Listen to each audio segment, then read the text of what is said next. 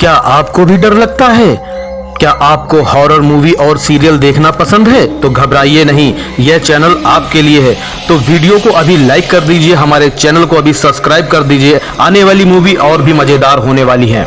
कहानी की शुरुआत होती है बीजिंग शहर में मौजूद एक बिल्डिंग में, जहां 3 लोग गेम खेलकर सट्टा लगा रहे थे। एक लड़की को बेकार पत्ते मिले, जिस वजह से वो थोड़ी निराश हो गई। तभी उसका बेटा आयरन मैन सूट पहनकर उसके पास आया और कहने लगा, मम्मी मैं रॉकेट छोड़ सकता हूँ, हवा में उड़ सकता हूँ। उसकी माँ सट्टा खेलने में इतनी ज्यादा बिजी थी कि उसने बच्चे पर ध्यान ही नहीं दिया। कुछ ही पलों में बच्चा बालकनी में गया और मैं उड़ सकता हूँ कहकर नीचे कूद गया। उसी समय नीचे एक बूढ़े सफाई कर्मचारी की नजर उस पर पड़ी और उसने अचानक से अपने हाथ कई फुट लंबे करके ऐन वक्त पर बच्चे को बचा लिया। फिर अंकल ने बच्चे को प्यार से समझाया कि बेटा असल जिंदगी में स्पाइडरमैन आयरन मैन नहीं होते, दिमाग में गू भराया क्या तेरे। तभी वहाँ आसपास कई लोग इकट्ठा हो गए, क्योंकि उन सब ने अंकल को एक चमत्कार करते हुए देखा था। जिस पर बुढ़े अंकल कहने लगे, आओ तुम सबकी तस्वीर लेनी है, इधर आओ देखो यहाँ पे। और फिर उन्होंने एक खास डिवाइस का बटन दबा के उन सबकी याददाश्त मिटा दी। तभी बच्चे की माँ दौड़ती हुई वहाँ पहुंची और अपनी लापरवाही के लिए बहुत शर्मिंदा हुई। उसने बच्चे से वादा किया कि वो कभी सट्टा नहीं खेलेगी। इसके बाद हम साइड वॉक कैफे नाम की एक जगह को देखते हैं, जो ग्राहकों से भरा हुआ था। इतने समय तक कबाब का इंतजार करने की वजह से सभी कुक पर चिल्ला रहे थे। अब उस कुक से इतनी जोर जबरदस्ती बर्दाश्त नहीं हुई और उसने चुपके से काम जल्दी करने के लिए अपना हाथ ग्रिलर के नीचे रखकर अपनी हथेली पर ही आग जला दी, जिससे कबाब जल्दी जल्दी पकने लगे। इस आदमी का नाम था फायरमैन।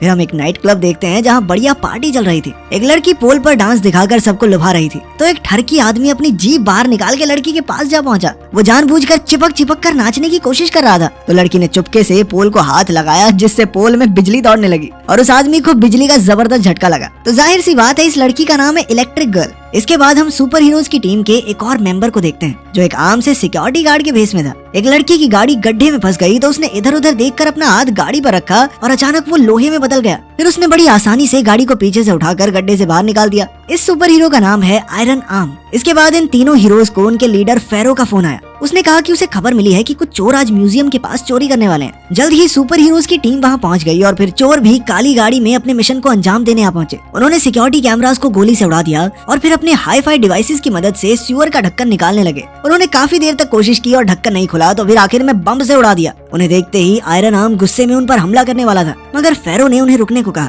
वो चाहता था कि चोर पहले चोरी तो कर लें, ताकि उनके पास उन्हें गिरफ्तार करने की कोई ठोस वजह तो हो। लेकिन उसी समय अचानक एक और बंदा सुपरमैन की कॉस्ट्यूम पहन के गुलाटियां मारता हुआ वहाँ आ गया। उसका नाम था स्टिकी और फेरो ने हाल ही में उसे टीम में शामिल किया था, मगर उसने स्टिकी को आज के मिशन के लिए बुलाया ही नहीं था। लेकिन स्टिकी ने वहाँ आते ही चोरों पर हमला बोल दिया और अपने गोंद से भी ज्यादा चिपकू थूक से उन्हें रोकने लगा। तभी बाकी सुपर हीरोज ने भी बाहर आकर उसका साथ दिया और कुछ ही पलों में चोरों की सिट्टी पिट्टी गुम हो गई। तभी फेरो ने देखा कि एक चोर अब भी होश में था और उसने अपनी आंखों की शक्ति से उसे अपने वश में कर लिया, जिससे चोर को ऐसा लगने लगा कि फेरो उसका बाप है। चोर उसे देखते ही उसके पैरों में लेट गया और अपने जुर्म की माफी मांगने लगा। उसने बताया कि वो ये सीवर का ढक्कन इसलिए चुरा रहे थे ताकि एक बहुत अमीर बिजनेसमैन को बेच सके। उस आदमी को टैंक्स की सुरक्षा के लिए मजबूत लोहे की जरूरत थी और चाइनीज सीवर के ढक्कन तो ऐसे होते हैं कि गोलियां भी आर पार नहीं होती उनके। खैर, ये सुनने के बाद फेरो ने अपने डिवाइस से सभी चोरों की याददाश्त मिटा दी। अब स्टिकी सोच रहा था कि उसकी बहादुरी के लिए फेरो उसकी तारीफ करेगा, लेकिन फेरो ने तो उसे डांटना शुरू कर दिया, क्योंकि वो बिना बताए इस प्लान में घुस गया था और उसकी वजह से सब कुछ चौपट हो सकता था। इसके बाद फेरो को कमिश्नर का फोन आया।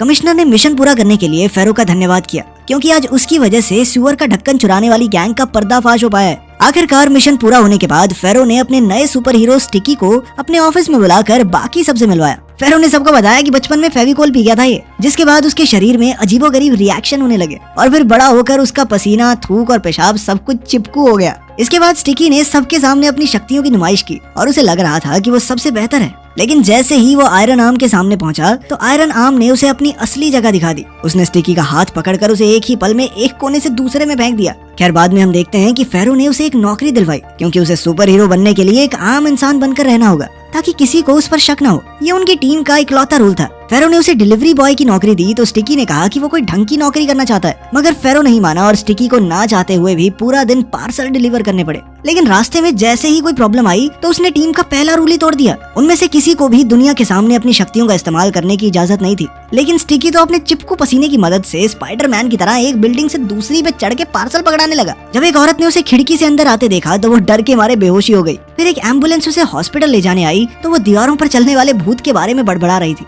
खुशकिस्मती से फेरो ने ऐन मौके पर उसकी याददाश्त मिटा दी और वो शांत हो गई। इसके बाद हम 7 नाम की एक बहुत बड़ी कंपनी को देखते हैं, जहाँ का डायरेक्टर अपने इन्वेस्टर्स से मीटिंग कर रहा था। डायरेक्टर का नाम था चैंग और उसने अपने इन्वेस्टर्स को डॉक्टर बिल नाम के एक जवान साइंटिस्ट से मिलवाया। डॉक्टर बिल ने एक खास किस्म के क्लोनिंग कंपाउंड का आविष्कार किया था। बिल ने अपने इन्वेस्टर्स को आविष्कार के बारे में बताते हुए कहा कि उसकी टेक्निक से आप कुछ ही पलों में किसी भी चीज का क्लोन बना सकते हैं। फिर उसने इसका नमूना दिखाते हुए एक संतरे में इंजेक्शन लगाया और वो अपने आप बड़ा होने लगा। कुछ ही पलों में एक संतरे से 2 संतरे बन गए, जिसे देखकर सभी इंप्रेस हो गए। यहाँ तक कि दोनों संतरों का स्वाद भी बिल्कुल वैसा ही था। तब इन्वेस्टर्स ने खुश होकर डायरेक्टर से वादा किया कि वो इस प्रोजेक्ट में पैसा जरूर लगाएंगे। इस बात से चैंग बेहद खुश था और उसने बिल से कहा कि जल्द ही वो साइंस मैगजीन के कवर पर होगा। वहीं दूसरी ओर हम देखते हैं कि फेरो स्टिकी की क्लास लगा रहा था कि उसने सबके सामने अपनी शक्तियों का इस्तेमाल कैसे किया। और फिर स्टिकी कहने लगा कि डिलीवरी बॉय की नौकरी में सारा टाइम थोड़ी लगा दूंगा अपना, लोगों की जान भी तो बचानी है सर बाद में। वो एक सुपर हीरो है, उसे देश में हो रहे जुर्म को रोकना चाहिए। उसी समय एक प्यारी सी लड़की ने उसे पीछे से बुलाया। उसे लगा वो एक कुरियर वाला है, इसीलिए उसने स्टिकी को उसके घर जाकर सामान पैक करने में उसकी मदद करने को कहा। स्टिकी तो उसे देखते ही लट्टू हो गया और चुपचाप लड़की के पीछे उसके घर आ गया।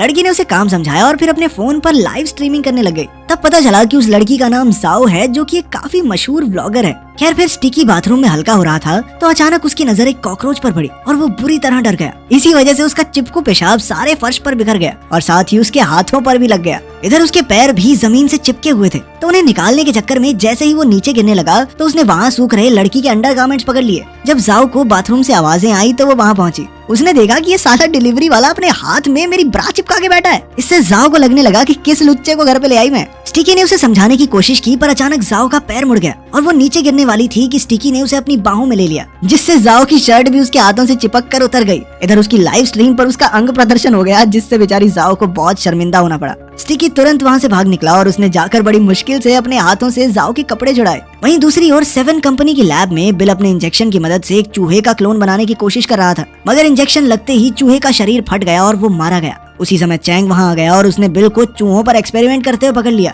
चैंग ने गुस्से में कहा कि जिंदा जीव जंतुओं पर क्लोनिंग एक्सपेरिमेंट करना गैर कानूनी है और अगर ये खबर बाहर आ गई तो वो बहुत बड़ी मुसीबत में फंस सकते हैं। अब बिल ने चैंग को समझाने की कोशिश की कि अगर उसने जिंदा जीव जंतुओं का क्लोन बना दिया तो वो दुनिया का सबसे महान साइंटिस्ट बन जाएगा। बिल का मानना था कि इस टेक्निक की मदद से वो आगे चलकर इंसानों के अंग जैसे कि किडनी, हार्ट, लिवर दोबारा से बना सकते हैं, जिससे पूरी दुनिया का बहुत भला होगा। अगर चैंग ने उसकी एक नहीं सुनी और ऐसे एक्सपेरिमेंट बंद करने को कहा। अब बेचारे बिल के पास कोई दूसरा चारा नहीं था, इसीलिए वो रुक गया। इसके बाद हम देखते हैं कि स्टिकी फेरो के पास गया और कहा कि उसके शरीर में कोई अजीबोगरीब बदलाव आ रहा है, क्योंकि आज से पहले वो अपने ही चिपकू पेशाब की वजह से किसी से चिपका नहीं था। तब फेरो ने उसे एक बिस्तर पर बांध दिया और फिर समझाया कि ये उसके स्ट्रेस की वजह से हुआ है। जब उसका एड्रेनलिन बहुत बढ़ जाता है तो वो अपनी शक्तियों पर काबू नहीं कर पाता। फेरो ने कहा कि बस मैं तुम्हारे शरीर पे छोटा सा कट लगाऊंगा और सब ठीक हो जाएगा। स्टिकी एक बार को मान भी जाता, पर फिर उसने देखा कि फेरो का इशारा उसके हथियार की तरफ था और वो डर के मारे चिल्लाने लगा, साले बुड्ढे कहाँ पे कट लगाएगा तू। खैर फेरो ने समझाया कि नहीं वैसा कुछ नहीं है बेटा, हाथ पे हथेली पे कट लगाऊंगा मैं। खैर सर्जरी के बाद स्टिकी के हाथ बिल्कुल पहले जैसे हो गए और अब उसने अपने लिए एक नया सुपर सूट बनाया और अपनी शक्तियों को काबू करना सीखा।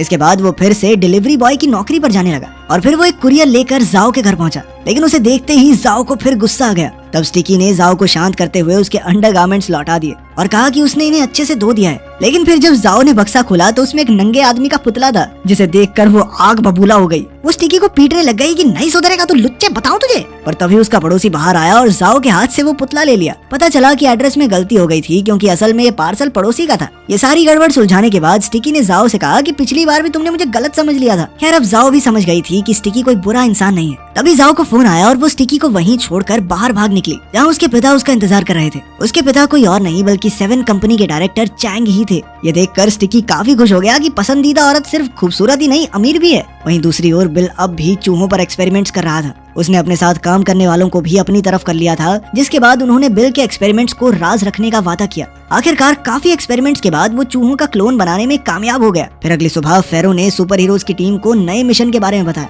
लेकिन बाकी सुपर हीरोज स्टिकी के आने से बिल्कुल भी खुश नहीं थे, क्योंकि वो अक्सर गलती करके सब कुछ चौपट कर देता था। मगर फेरो ने उन्हें विश्वास दिलाया कि स्टिकी मिशन पर जाने के लिए अब तैयार है। इसके बाद जब मिशन शुरू हुआ तो हम देखते हैं कि स्टिकी बाकी सुपर हीरोज से कहीं आगे था। उसने सभी गुंडों की छुट्टी कर दी और सिर्फ एक आखिरी विलन बाकी था। स्टिकी उस पर झपटने ही वाला था कि अचानक उसने देखा कि जाओ वहाँ चलती हुई आ रही थी। वो अपनी स्ट्रीम पर थी और अचानक एक गुंडे ने उस पर हमला कर दिया। तब स्टिकी सब कुछ छोड़कर उसे बचाने दौड़ा। उसने बड़ी आसानी से गुंडे को चिपकू लिक्विड से वहीं रोक दिया, मगर अंत में गुंडे ने जाओ को बिल्डिंग से नीचे धक्का दे दिया। लेकिन स्टिकी ने एन वक्त पर उसके पीछे कूदकर उसे अपनी बाहों में ले लिया और उसकी जान बचाई। ये सब देखकर जाओ तो बेहद इंप्रेस हो गई और उसने सुपर हीरो का नाम पूछा, लेकिन उसी समय फेरो ने उसकी याददाश्त मिटा दी, जिससे जाओ को लगा कि यहाँ किसी थर्ड क्लास फिल्म की शूटिंग चल रही है, जिसे अनोखी फिल्म्स वाले थोड़े टाइम में लोगों को दिखाएंगे। जब वो घर लौटी तो उसकी दोस्त ने उसे फोन करके पूछा कि उसके साथ क्या हो रहा है। तब ये खुलासा होता है कि जो कुछ भी वहाँ हुआ वो सब जाओ की लाइव स्ट्रीम पर रिकॉर्ड हो गया था, और जब टीवी पर उसने ये फुटेज देखी तो उसे सब कुछ याद आ गया। इस नए सुपर हीरो की खबर सारी दुनिया में आग की तरह फैल गई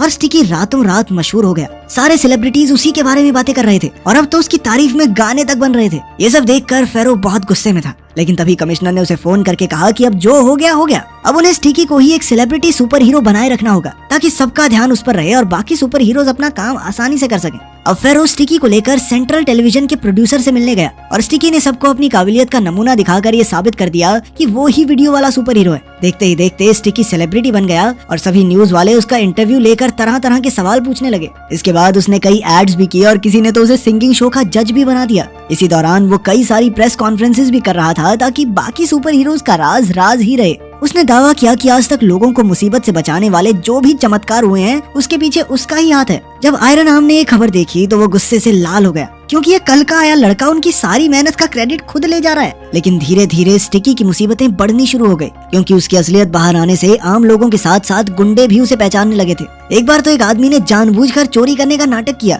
और जब स्टिकी ने उसे पकड़ लिया और सभी लोगों का ध्यान उस पर आया तो अपने स्टोर की एड करने लग गया। इसके बाद कुछ लोगों ने नकली हमले का नाटक किया ताकि स्टिकी उन्हें बचाने आए और वो उससे मिल सके। अब स्टिकी एक कॉन्फ्रेंस में जाने से पहले फेरो के साथ बैठा था, तो उसने फेरो से शिकायत की कि उसके मशहूर होने के बाद से ये सब गड़बड़ हो रही है। तभी हम देखते हैं कि जाओ भीड़ को चीरती हुई स्टिकी की तरफ भाग रही थी। वो तो स्टिकी के प्यार में पागल हो चुकी थी और वो सिक्योरिटी गार्ड्स के भी हाथ नहीं आई। तभी अपना आयरन मैन सिक्योरिटी यूनिफॉर्म पहने स्टिकी के पास पहुंचा और उसे बुरी तरह पीटने लगा, क्योंकि स्टिकी ने टीवी पर सारे मिशन का क्रेडिट खुद को दे दिया था। अब उसे चुप कराने के लिए स्टिकी ने उसके होठों पर चिपकू लिक्विड गिरा दिया। उसी समय जाओ ने कमरे का दरवाजा खोला, जिसका धक्का लगने से स्टिकी के होठ आयरन मैन के होठों से जा चिपके। जब जाओ ने उन दोनों को होठ से होठ चिपकाए देखा तो उसे लगा कि स्टिकी तो गे है और वो रोते रोते वहाँ से भाग गई। अब स्टिकी जैसे तैसे खुद को छुड़ाकर कुरियर बॉय के रूप में जाओ के पास गया और उसे समझाने की कोशिश की। उसने कहानी बनाई कि वो स्टिकी को अच्छे से जानता है और अगर जाओ चाहे तो वो उसे मिलवा भी देगा। उसने जाओ को यकीन दिलाया कि स्टिकी गे नहीं है और उसे कोई गलतफहमी हुई होगी। ये सुनकर जाओ ने एक्साइटमेंट में उसे गले लगा लिया।